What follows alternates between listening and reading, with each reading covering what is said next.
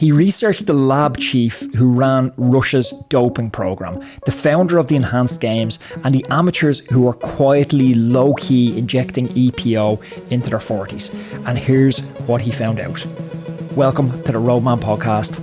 Author of Dope, How Drugs Change Sport, James Witts. James, welcome back to the Roadman Podcast. I want to dive in. Let's kick off. There was a bike race in 2024 in Vilhena, I think if I pronounced that right. The testers showed up. There was 130 riders out of 182 riders abandoned the race when they heard the testers showed up. That's a shocking statistic. that is, isn't it? It's, without even knowing anything else, that's a shocking statistic. Like, what's going on? Well, I think in this respect, there allegedly, I think it is still allegedly really, that it basically the amateur riders had got wind that the anti-doping authorities had turned up, so there was going to be anti-doping in Spain. This was that village. Yeah, so in this village, hence apparently many riders just rode off into the sunset because obviously the inference being that they are taking performance enhancing drugs. It did obviously raise the subject of amateur doping in sport, and again, yeah, it's something I cover in the book, because you sort of wonder, like, well, whether it was these Spanish riders or amateur sports men and women in general, it's like, why would you dope when obviously, what's the incentive? Sort of maybe a plastic medal and a pasty or something, for we laugh about that though, but Winston Churchill famously said people will fight long and hard for a piece of blue ribbon. There was no financial incentive to go to war, but there was a Medal of Honor. What does that mean to someone? It's a bit of, it's almost valueless. Yeah, in monetary value, but it's almost priceless in prestige and societal status. Yeah, absolutely. Well, I think it becomes sort of this, well, what's your motivation, intrinsic or extrinsic?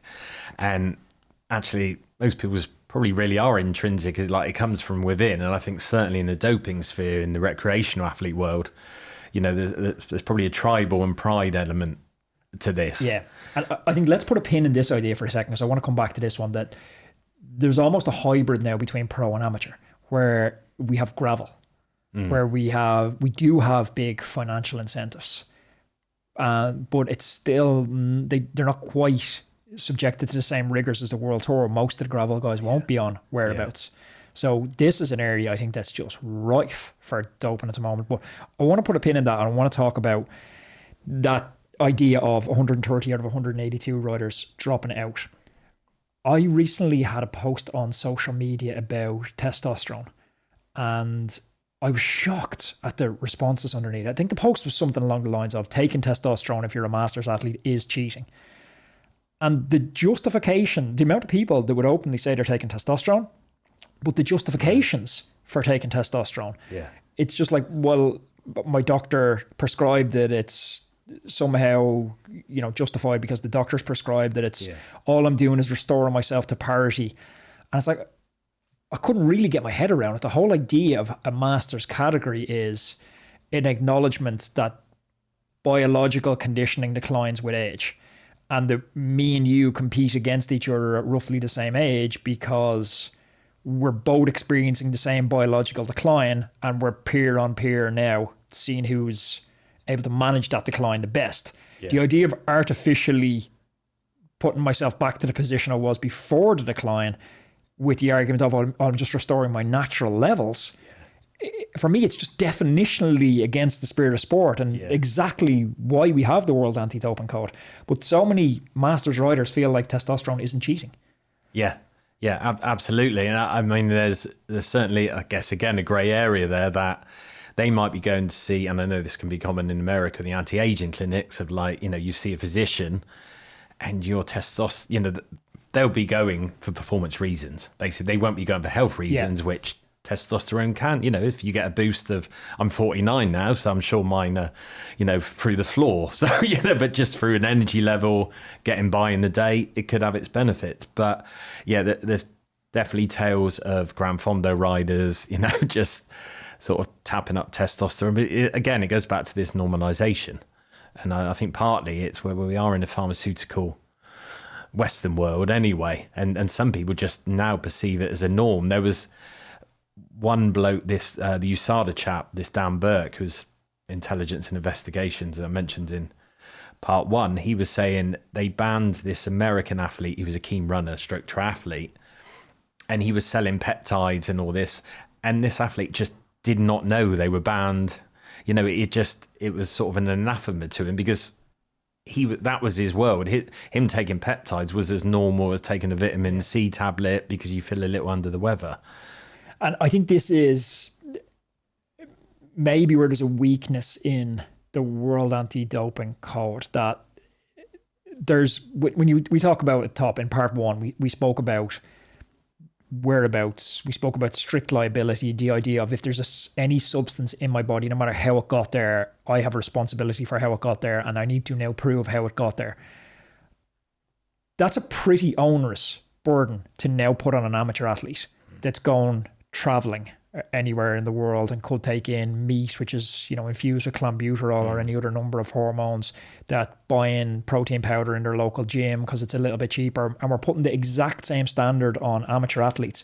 It doesn't sit that well with me, that idea, because I just don't think most amateur athletes, unless you're an elite Cat 1 rider, you probably have never been tested.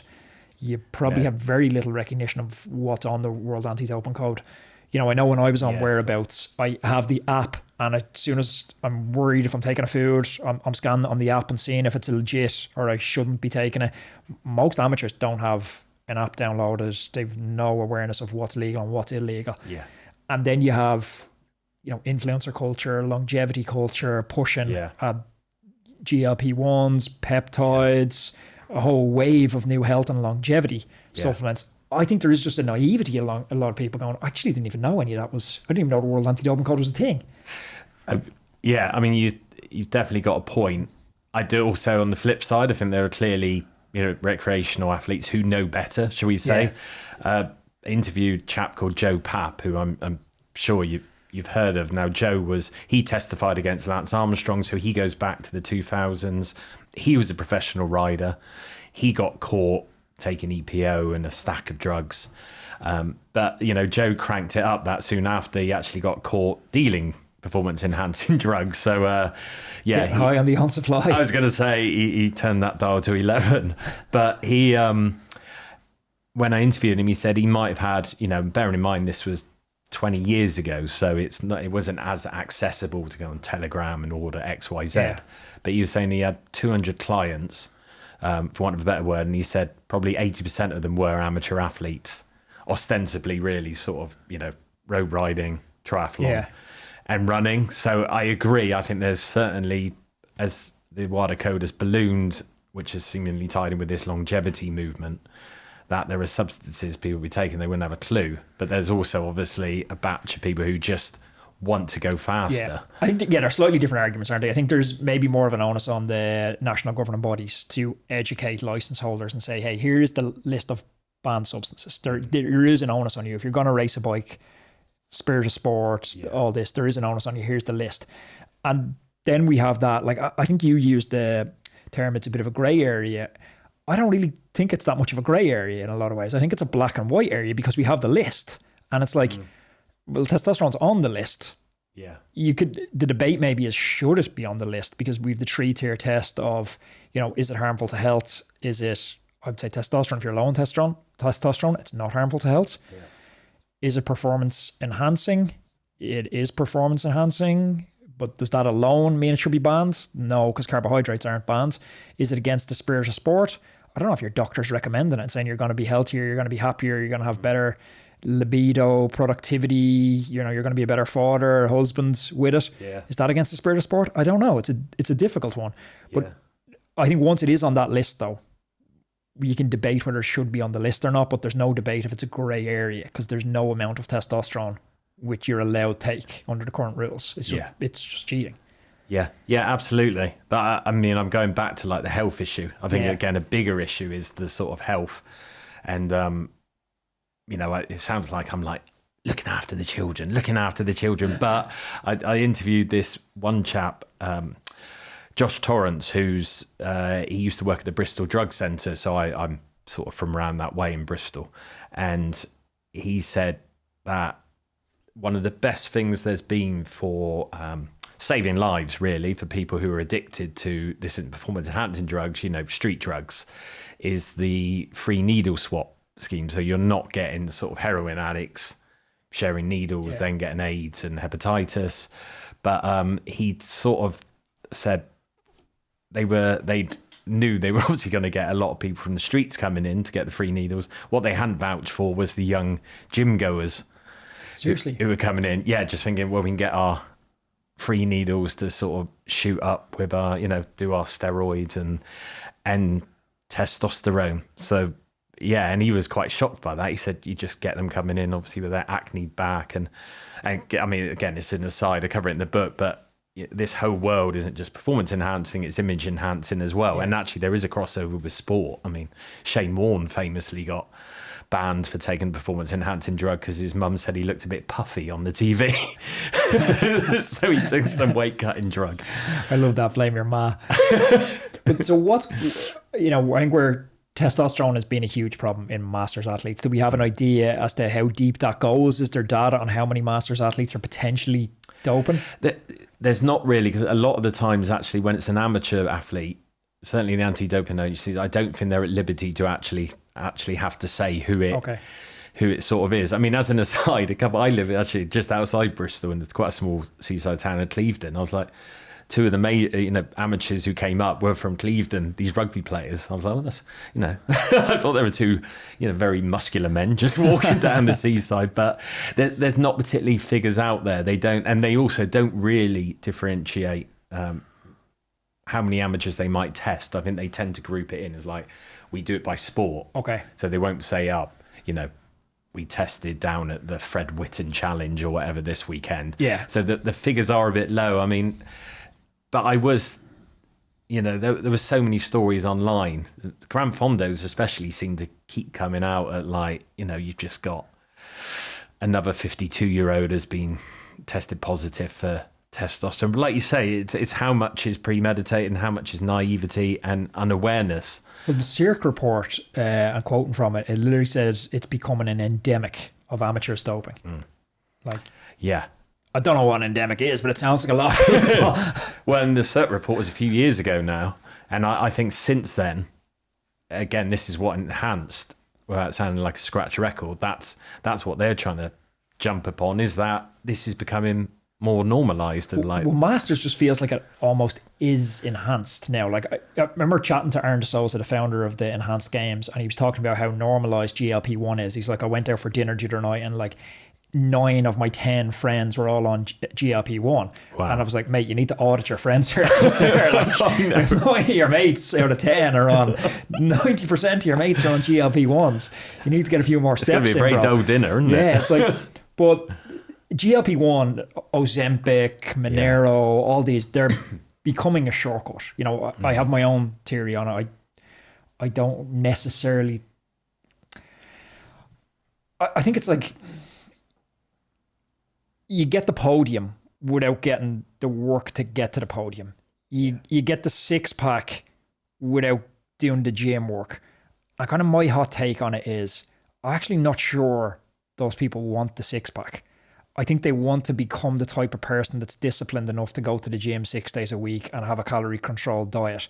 And you don't get that. You get the external journey of who you become visually.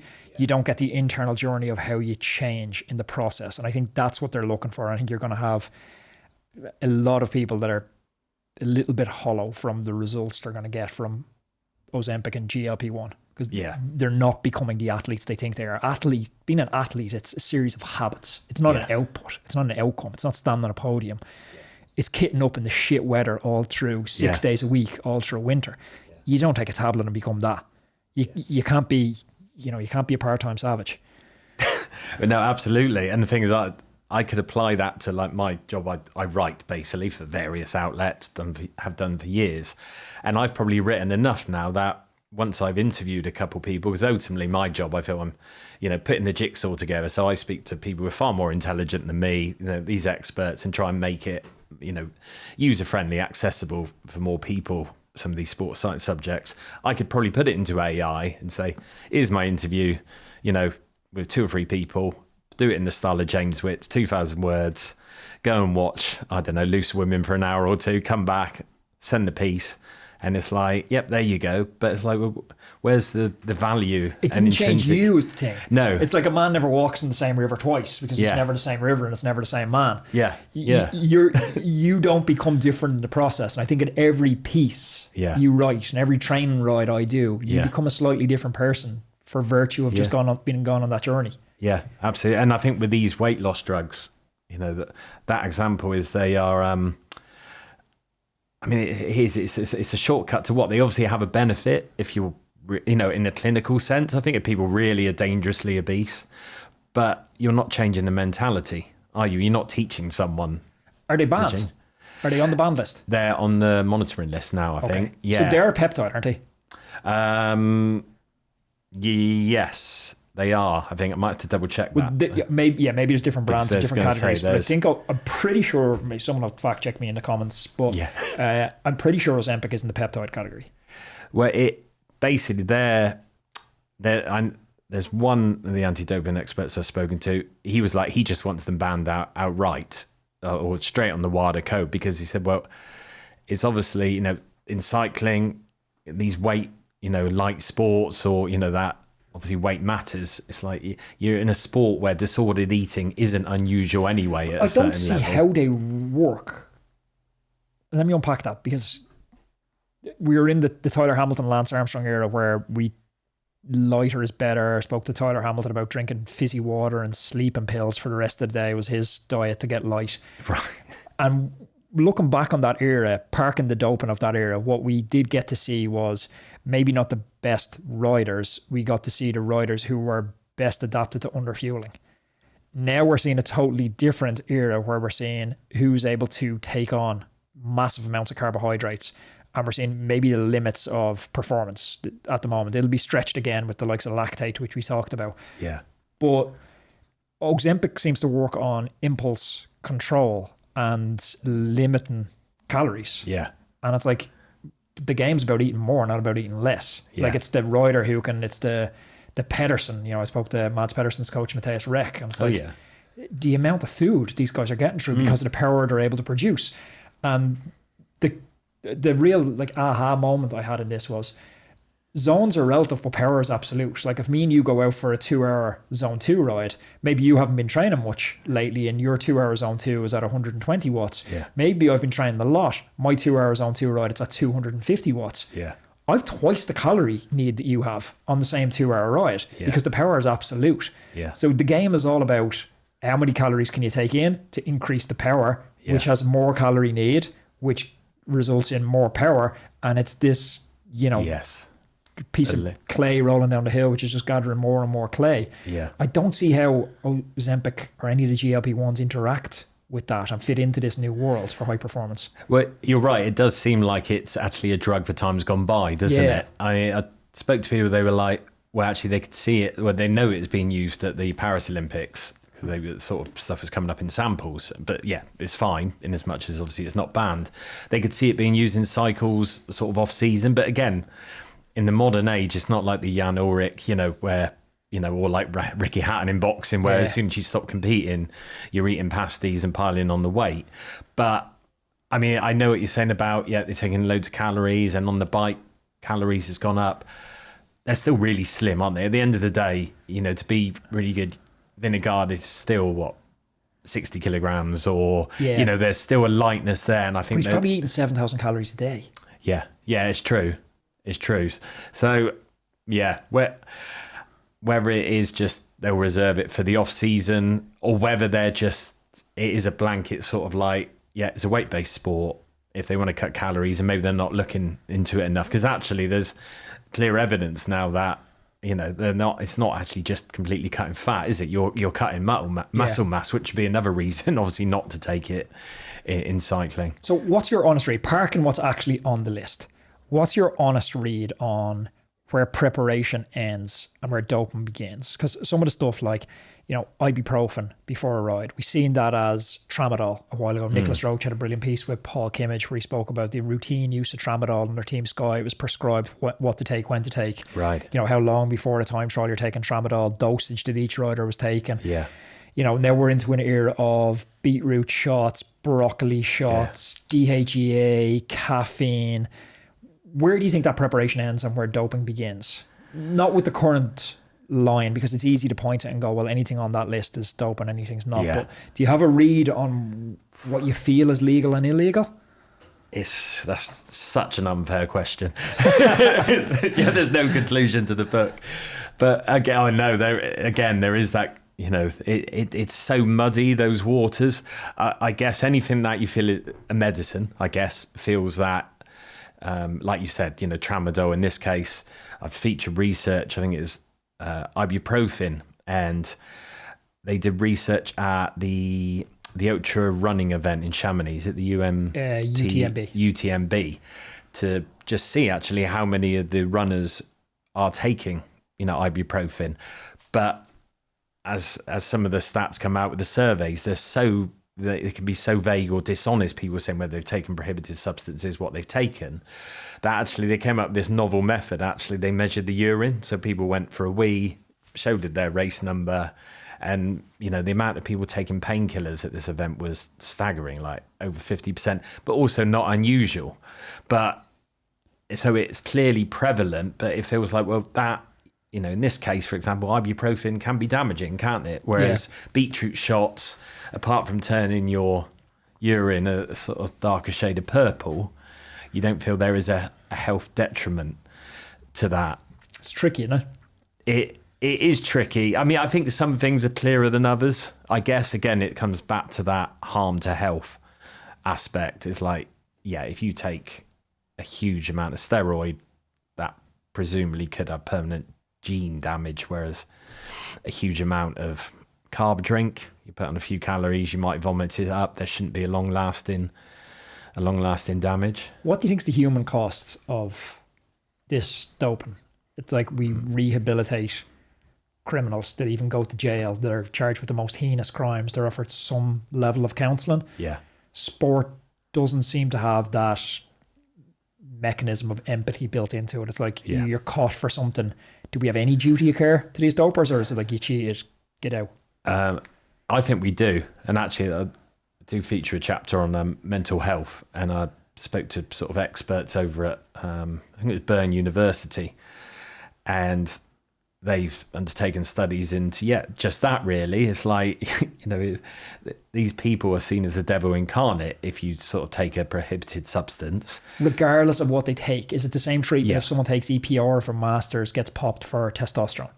Well, I think it's just crossing that line. I think it is that ethical. It's almost like if someone does that, we suddenly all think we are the moral guardians. And it's like none of us are clearly perfect, apart from your good self. But people can be quite judgy, and actually, you might be getting these athletes. This one chap, Byron, I forget his name, but I interviewed him, and he's a Kenyan chap. He actually studied at Swansea University.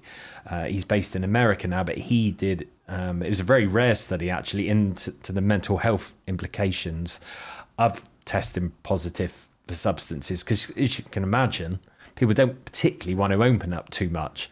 But he did manage to gain trust of like half a dozen Kenyan runners who have been banned, and they still didn't admit it was intentional, and that contamination issue we mentioned earlier, but he said they were sort of they would have suicidal thoughts.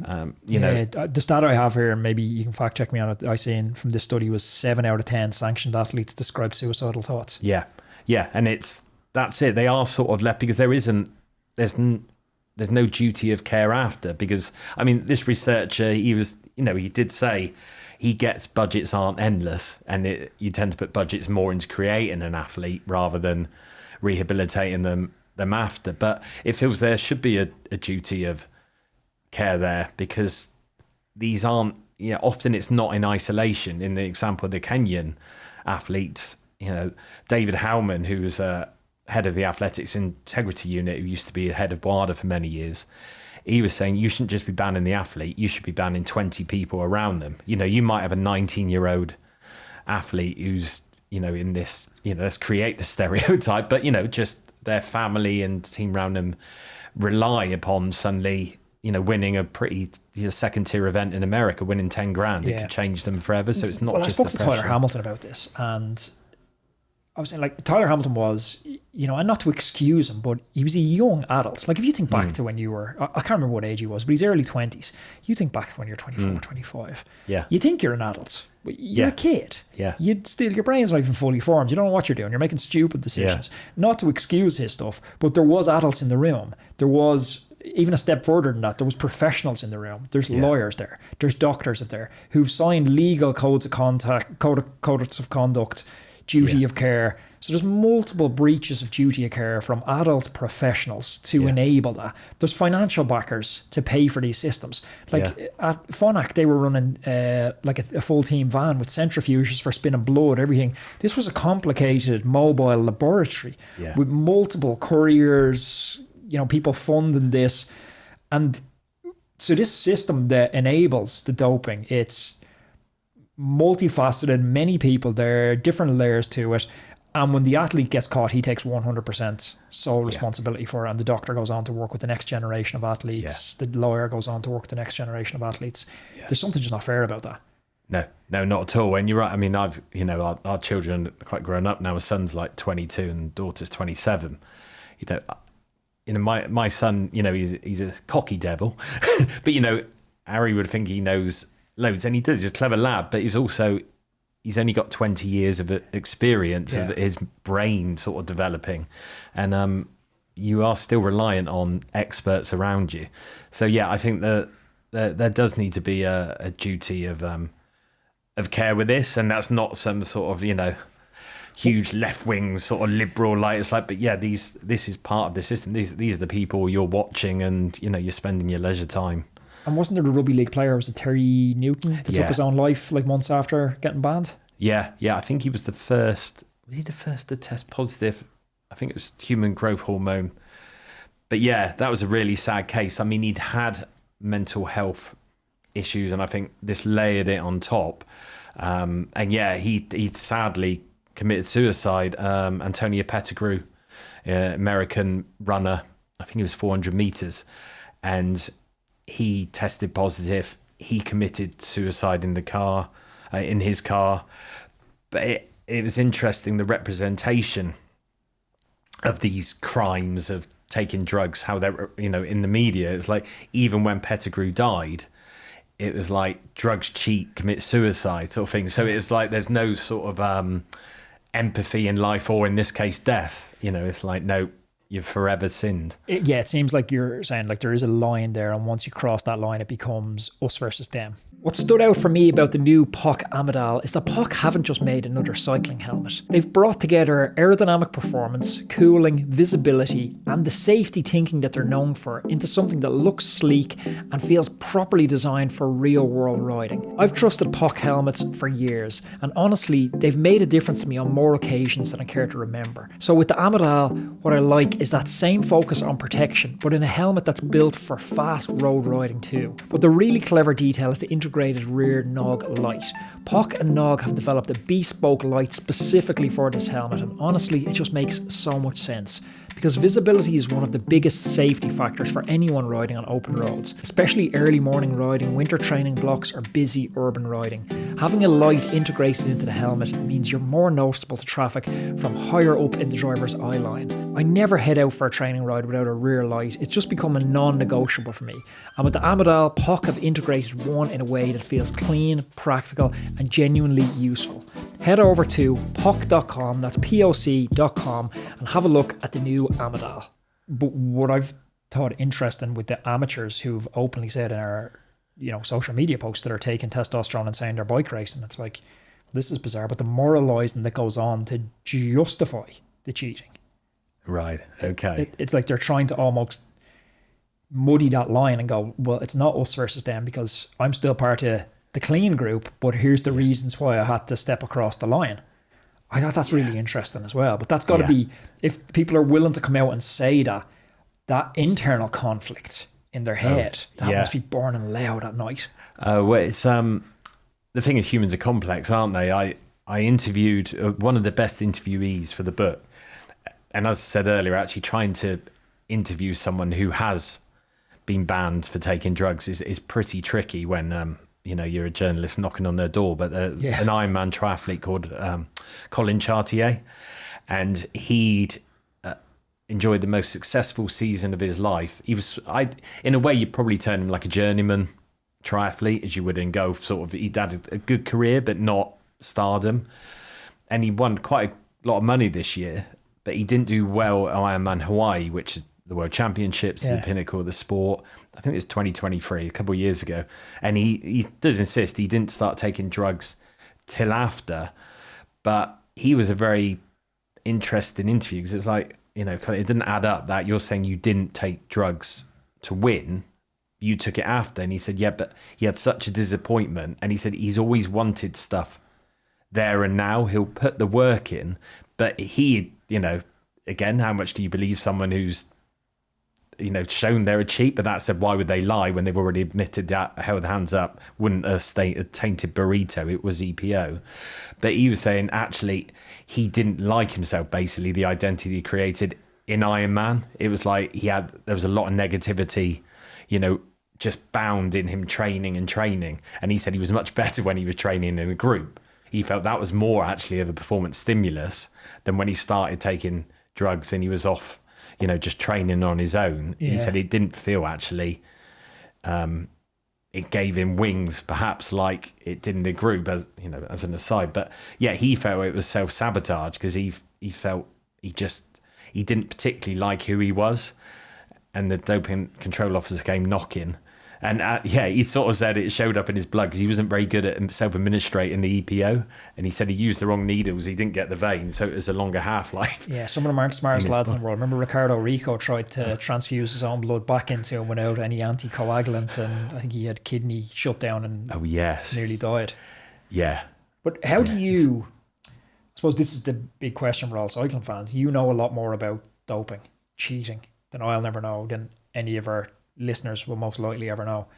How do you view Lance Armstrong and that era? Did he win 7 Tour de France's? Well, he'd certainly mentioned recently, hadn't he, that Pogacar was, he feels he's aiming for Lance's 7, because he'd sort of know. And I think you mentioned it yourself, didn't you? Do you think that's... Yeah. Is it the same as... We can delete someone from the record books, but we can't erase sports memory of those 7 Tour de France's. Yeah, absolutely. I do always find it slightly odd that... So one of my freelance rows is I edit the Tour de France guide, the English version. And at the back, we always have... we just update it each year. It's one of the easier pages to put together, that you update the results listings. And, it's got all the winners. Some were like, perhaps a little, there's question marks. But the Lance Armstrong... You just got sort of struck through 7 sort of wins. I was never really, I always thought it was scrubbing those results. Yeah, he clearly wasn't the nicest of men, but do you scrub the results because he's not particularly a pleasant man to others? I don't know. It seemed a little, I don't know whether it was draconian, whether they just felt the wave of political opinion was so high that they had to scrub the results from the record books. And I do think he probably has a point. Pogacar, I don't know, I think if you've won 5, certainly if you're of an age, Lance won 7, and he wasn't the only one obviously taking. I think where it maybe differs is, or why they got scrubbed, and maybe you take someone like Jan Ullrich, who won the Tour, tested positive, but it wasn't scrubbed and is still there in the back of your guide each year.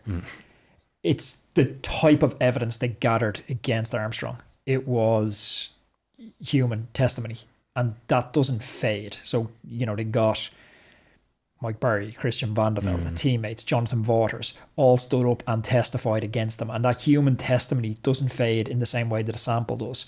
So when Ulrich's sample is taken and it's tested positive, it can't reach back 4 years before the sample was tested. Yeah. And somehow sprawl and say, make the conclusion because you tested positive here, you must have been cheating back here. Yeah, that's a really good point. And maybe I'm then getting sucked into, like, a lot of my is so empirical, it's sports science. So it's all about the physiological. I mean, but actually, yeah. I think it's the pragmatics of just penalising the crime are difficult. But I don't know, Dan, do we think that Armstrong was the best rider for those 7 years, or he was the guy who had the best adaptation to doping?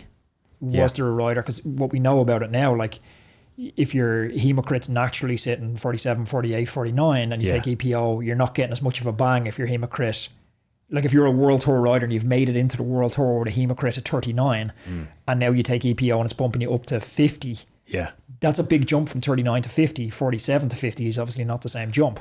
So was he just a rider who got the best adaptation to the doping? Well, he could have. And I think there's also an argument, you going back to the sort of the placebo or the power of the mind, power of persuasion, that, did Lance really believe it? That, if he's taking a drug, if he's crossing that line, this is really going to work. He's going to give it his all, because he certainly had a mindset of, well, he certainly had an elite, he had a winner's mindset, didn't he? At all costs. So did he actually benefit more because he believed it more than some? He was really he went for it, whereas maybe a lot of them were like, well, I've got to do it because the blokes besides me do it and I need this in my career, but I don't really want to, or don't really. Can we ever catch them? Is this always a cat and mouse? Like, if we look back now, some of the ways people were avoiding drug tests, they're so ridiculous to look back on now. The Maradona with the fake penis, so they call it the penis of God or something back in the day. And, people had urine in their armpit coming down. And, all that looks laughable now, but that was effective enough to avoid the testers back then. So we're in this game of cat and mouse, which seems to evolve in terms of the complexity of the evasive strategies as we go. Are we going to look back now on the nocturnal window being sacrosanct, that you can't interrupt the rider's sleep at 2 a.m. or 3 a.m. It's gone, well, that's clearly ridiculous. How easy was it to dope back then? You didn't get tested for 11 hours at night. Where do we go with this cat and mouse? I think, well, on one hand, I think it will continue if the current setup continues as it is. I mean, I'd written features on this ages ago about genetic testing. And I think that's it. You need a real, on one level, need a real foolproof testing system or test that literally does find it. It finds what's going on. And I know work of a professor called Professor Yanis Pitsouladis, who was based at Brighton University for many years, sort of geneticist. He's now at Hong Kong because he just getting the funding from WADA to do some of the work you need for, in Yanis's words, to do a proper test that will catch the cheats, requires money. And the thing is, WADA, I think their budget is 30-40 million a year, but then you divvy that up amongst the amount of science tests, but also educational. See, I always hear genetic testing, but I don't know anything about it. So I wonder, is it this thing that we point to and think it's, once AI comes, it'll save us all? Like, once genetic testing comes, it's like, will it? Well, that's it. And I know Yanis was like, he's a fascinating character. You should, tap him up. Cause it'd be interesting if you have an intro to him. No, I will do. But he's certainly coming from that side that actually this will blow the biological passport and all the other tests sort of out the water.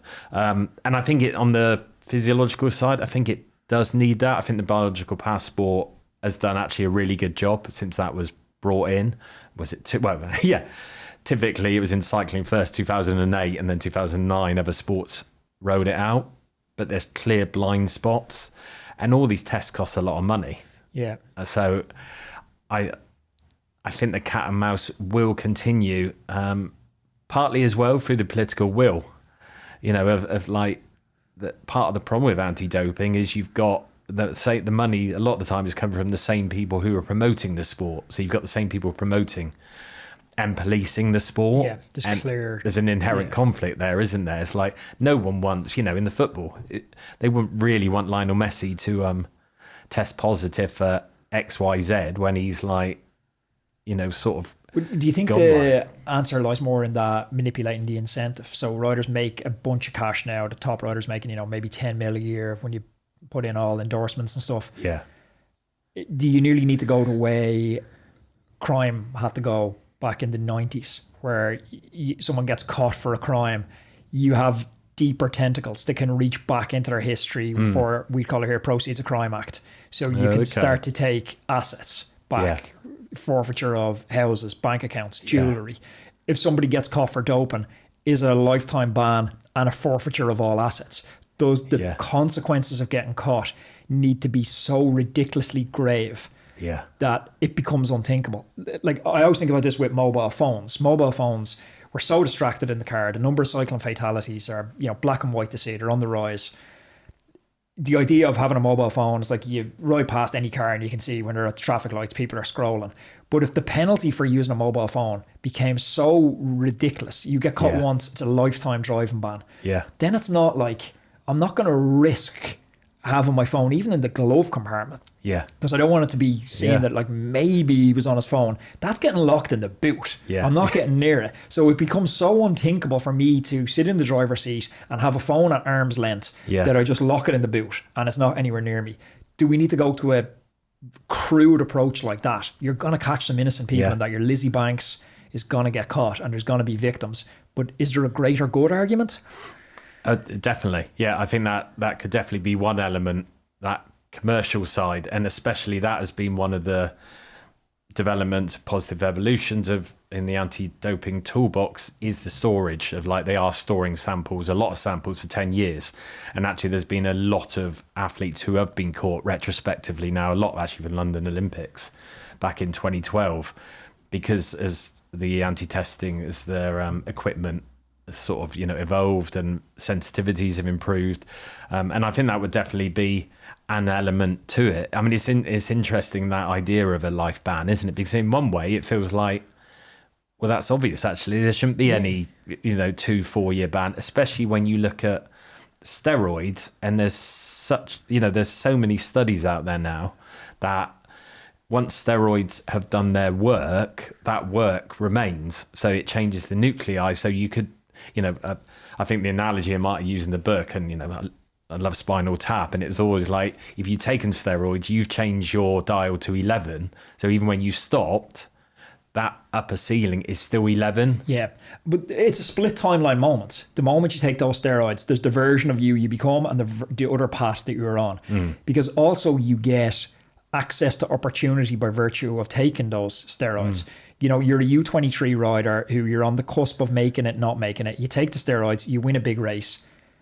The steroids maybe are transient. Maybe you come off the steroids, but now you've made the leap to the World Tour. And now you're riding Grand Tours. Now you're working with better physiologists. Now you're working with better coaches, better nutritionists. And that split timeline moment. It's a couple of degrees of separation of the ship leaving Dublin, gone to the States, but it's ended up in a totally different destination.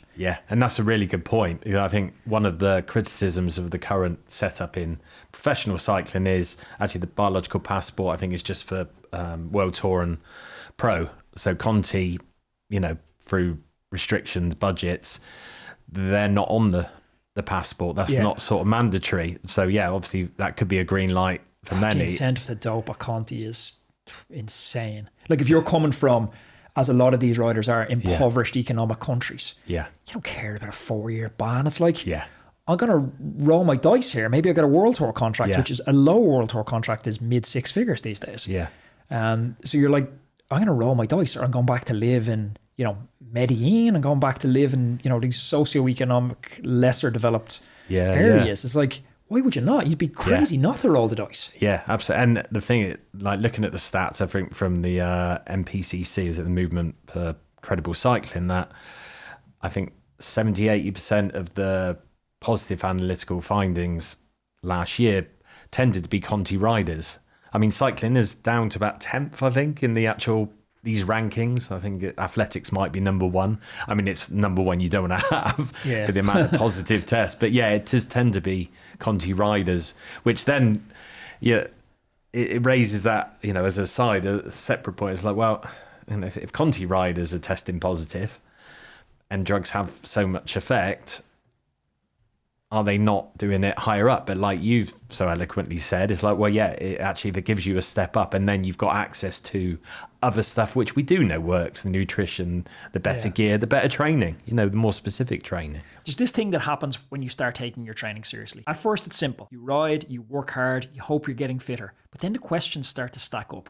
Am I doing enough? Am I doing too much? Is this session actually helping? Why did I feel great last week and I feel completely flat today? And most importantly, am I going to be ready when race day rolls around? That's the gap that Training Peaks is built to close. Training Peaks is an all-in-one platform for endurance athletes. It brings your training, your data insights, your strength workouts, and even your virtual riding together in one place. So instead of guessing, you can actually see the story your training is telling you. You can plan your workouts, analyze your performance, build strength, ride virtually, and make better decisions about what comes next. Whether you're training for a race, a big event, or trying to become the best, healthiest cyclist you can be, Training Peaks gives you the tools you need to make real progress and arrive prepared. Training hard is easy. Knowing whether it's working, that's where the real progress starts. Head to trainingpeaks.com and use code ROADMAN at checkout to get 20% off the annual Training Peaks premium subscription. That's code ROADMAN, ROADMAN. The link is in the description below. We started off part one of the podcast. I think maybe to finish up, we'll go full circle on this. We started talking about Jonas Vingegaard got woken up at 2 a.m. for dope control. Pogacar got woken up at 5 a.m. for a dope control. Up to that point, we seen the nocturnal period as sacrosanct. You couldn't test during that period.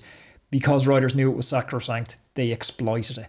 Jonathan Vaughters came out this morning and said if we had that nocturnal testing, we would have saved ourselves 25 years of hardship through the Armstrong era. Yeah. What's your thoughts on that? He's always good for a soundbite, Vaughters, isn't he? But I also think that there's been such a wave of coverage of more saying this is a step too far, of like they can't, and it does on paper. That's really harsh. They've got to then get up and do a ridiculous ride after so many stages already. But as Vaughters, has put, it's like there are blind spots like that, and they've, manipulated them for years. It'll be interesting to see where they do go with this, because I don't think, you won't be doing nocturnal testing all the time, because I think that would be crossing the line, but you'd hope actually if they do the nocturnal testing, they might find sort of what they're looking for. So I mean, it'll be interesting to see how far they go down the line, because actually continuing that theme of, earlier, like they're doing it then because the half-life of a drug could be out of the system. I spoke to one expert and said, actually, some drugs you could take, while you're on the bus before the stage in a little French village. If you've done a 4 or 5 hour hard stage, at the mountains, it won't be shown positive by the time you've actually reached the end of the stage. Yeah. So I think it's where do you go from here? Because it's like you obviously couldn't test riders mid-stage. They're just going to ride with a drip on them or something to measure their substances. So yeah, it'll be interesting how this debate might continue of like where they're saying, that's not on to do it at night time. But it's like, well, yeah, if that's when the doping might be taking place. I guess it's a balance, isn't it? Like on the one hand, the right of sport, sponsor spectators for us to watch clean sport. On the other hand, there's like an athlete welfare. Yeah. Balancing the two of them will obviously intuitively, if you push it to its ultimate conclusion, none of us would say it's acceptable to test a rider every 2 hours all through the night, every night. Yeah. It's an extreme example. We would all agree on that's too much. But where do we settle on the scale of too much versus not enough? I think it's a difficult one. Well, I've just written another piece recently actually about the stresses that come with proving you're clean. Yeah. And Michael Woods, again, he's I've had him on pod a few times. So he's always good value, isn't he, Michael? He gives a good, interesting answer. And he was saying by the end of his career, he was just sort of tired of it, because it is stressful to, like, you've got to say where you've got to be an hour a day. And he said he remembers several times where he's been he'd have a coffee, and he said, the caffeine does give him a little sort of intestinal shove, shall we say. And he'd have to, because the doping officers come in, he's sort of sat there basically having a dump, staring eye to eye with the doping officer. And he's like, I've had enough of this. So it's, that was quite an interesting piece, actually, just seeing the other side of it. It's like, it's not, there is a stress there to prove you. I think the best way to prove you're clean is just like Ineos are right now, just be so absolutely tragically bad and never get a result that no one questions. No one says Ineos are doping at the moment. Like, they're gone. James, it's been a brilliant conversation. I've really enjoyed it. James Witts, Dope, How Drugs Change Sport. It's out in all bookshops now, and we're going to leave a link down below where you can pick it up online. James, thanks for joining me. No, thanks, Ant. I've enjoyed that. Thank you.